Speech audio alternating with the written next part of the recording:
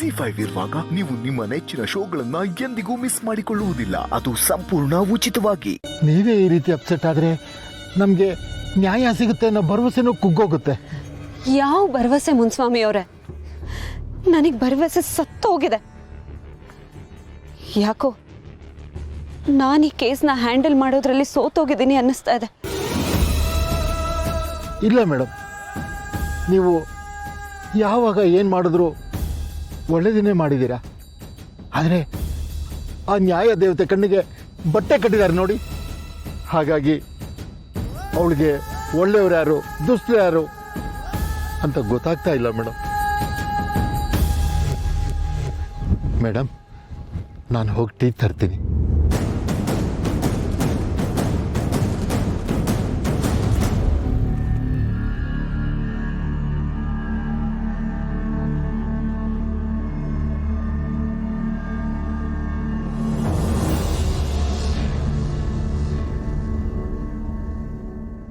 Madam. Shivu, ಏನಾಯ್ತು? Madam, ಗಾಡಿ ಕೆಟ್ಟೋಗಿದೆ, mechanic ಬೇಕಾಗತ್ತೆ. ಹೌದಾ?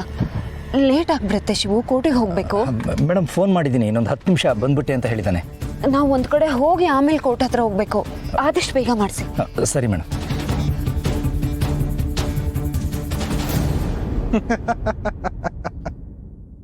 ನಿಮ್ ನ್ಯಾಯನೂ ಹೀಗೆ ಕೆಟ್ಟೋಗಿರೋ ಗಾಡಿ ತರ ಎಲ್ಲ ಅರ್ಧಕ್ಕೆ ನಿಲ್ಲುತ್ತೆ.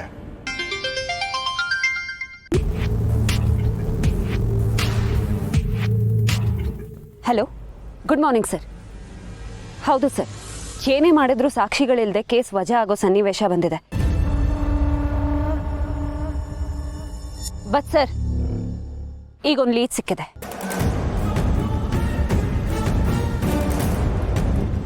ಅಲ್ಲಿಗೆ ಆರೋಪಿನ ಕರ್ಕೊಂಡು ಹೋಗ್ತಾ ಇದ್ದೀನಿ ಸರ್.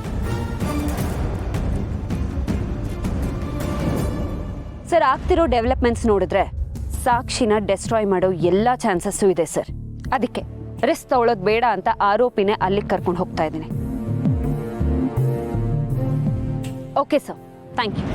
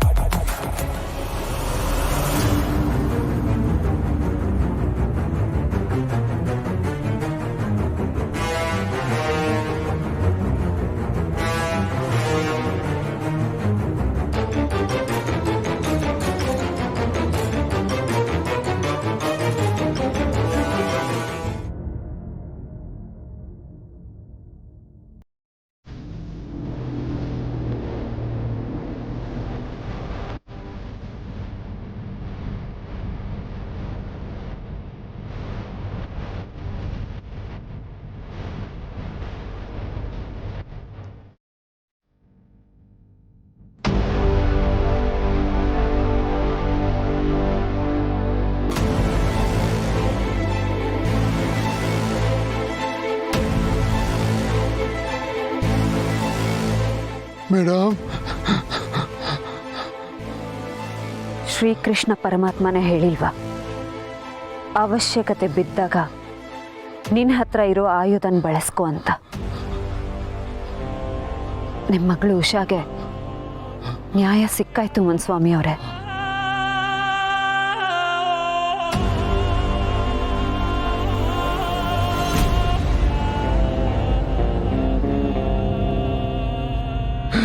ಮೇಡಮ್,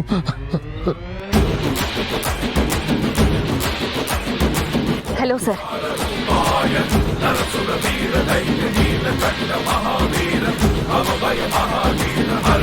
ಸರ್, ಅದು ಏನಾಯ್ತು ಅಂದ್ರೆ ಹರ್ಷಿತ್ನ ಕೋರ್ಟಿಗೆ ಸಬ್ಮಿಟ್ ಮಾಡೋದಕ್ಕೆ ಕರ್ಕೊಂಡು ಬರ್ತಿದ್ವಿ.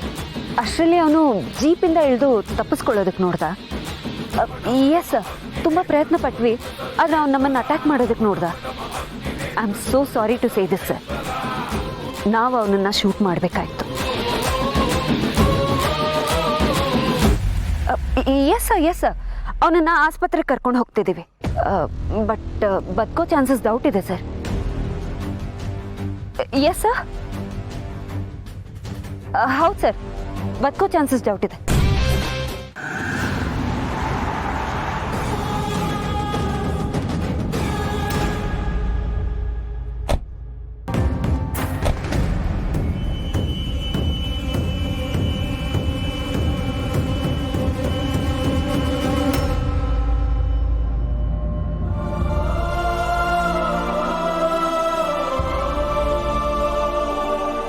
ನಡಿ, ಇಂಥವ್ರ ಮಕ್ಕ ನೋಡಬಾರ್ದು.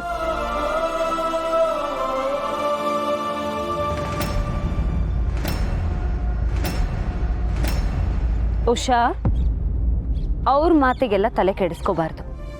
ಒಳಗಡೆ ಹೋಗೋಣ ಬಾ. ಅಕ್ಕ, ಅವರು ನನ್ನ ನೋಡಿನೇ ಗುಸ್ಗುಸ ಅಂತ ಮಾತಾಡ್ತಿದ್ದಾರೆ ಅಲ್ವಾ? ಉಷಾ, ಇಷ್ಟಕ್ಕೆಲ್ಲ ಅಳ್ತಾರ? ಬಿದ್ದಾಗ ಆಳಿಗೊಂದು ಕಲ್ಲು ಅಂತ ಹೇಳ್ತಾರಲ್ಲ, ಹಾಗೆ ಇದನು.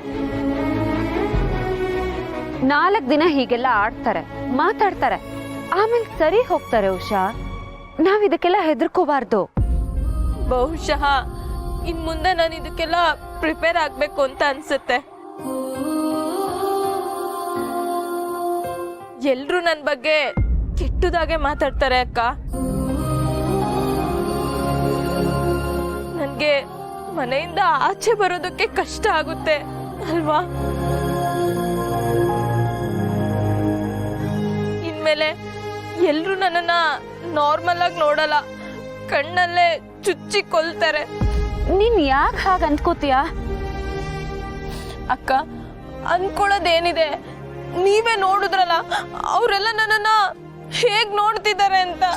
ಉಷಾ, ಅವರೆಲ್ಲ ನಿನ್ನನ್ನು ಹೇಗ್ ನೋಡ್ತಾರೆ ಅನ್ನೋದಲ್ಲ ಮುಖ್ಯ, ನೀನು ನಿನ್ನನ್ನ ಹೇಗ್ ನೋಡ್ತೀಯ ಅನ್ನೋದೇ ಮುಖ್ಯ.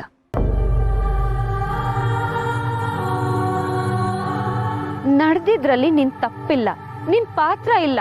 ಹಾಗಿದ್ಮೇಲೆ ನಿನ್ನನ್ನ ನೀನೇ ಅಪರಾಧಿ ಸ್ಥಾನದಲ್ಲಿ ಏನಕ್ಕೆ ನಿಲ್ಲಿಸ್ಕೋತೀಯ? ಬಿಟ್ಟಾಕು ಉಷಾ. ಜನರ ಮಾತಿಗೆ ಬೆಲೆ ಕೊಡ್ತಾ ಹೋದ್ರೆ ನಿನ್ ಬೆಲೆನ ನೀನೇ ಕಳ್ಕೊತೀಯ.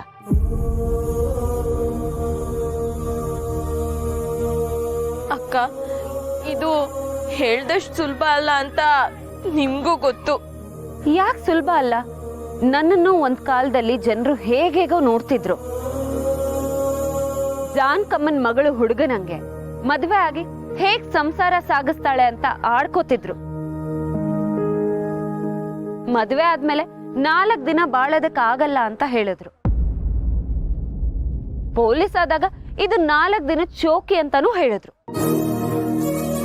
ಅದಕ್ಕೆಲ್ಲ ತಲೆ ಕೆಡಿಸ್ಕೊಂಡಿದ್ದಿದ್ರೆ ನಾನಿವತ್ತು ಇಲ್ಲಿ ಇರ್ತಾನೆ ಇರ್ಲಿಲ್ಲ. ಉಷಾ, ನಿಮ್ಮಷ್ಟು ಧೈರ್ಯ ಎಲ್ರಿಗೂ ಇರ್ಬೇಕಲ್ಲ ಮೇಡಮ್. ಯಾಕಿರಲ್ಲ ಮುನ್ಸ್ವಾಮಿ ಅವರೇ? ಇರ್ಬೇಕು. ನಾವು ತಲೆ ತಗ್ಗಿಸ್ಕೊಂಡು ನಡೆಯೋದು ಸರಿನೇ, ಆದ್ರೆ ನಮ್ ತಲೆ ಮೇಲೆ ಹೆಜ್ಜೆ ಇಟ್ಕೊಂಡು ಹೋಗೋರಿರುವಾಗ ನಾವು ತಲೆ ಎತ್ತಿ ನಿಲ್ಬೇಕು ಮುನ್ಸ್ವಾಮಿ ಅವರೇ. ಆಗ್ಲೇ ಅವ್ರಿಗೆ ನಾವೇನು ಅಂತ ಗೊತ್ತಾಗೋದು. ಬಿಡಿ ಅಕ್ಕ, ಒಳಗಡೆ ಹೋಗೋಣ ಬನ್ನಿ. ಇಲ್ಲೇ ಇದ್ರೆ ನಂಗೆ ಮುಜುಗರ ಆಗುತ್ತೆ. ಉಷಾ, ನಿಂತ್ಕೋ. ನಿನಗೆ ಯಾಕೆ ಮುಜುಗರ ಆಗುತ್ತೆ? ತಪ್ಪು ಮಾಡಿರೋರು ತಲೆ ತಗ್ಗಿಸ್ಕೊಂಡು ಹೋಗೋದು.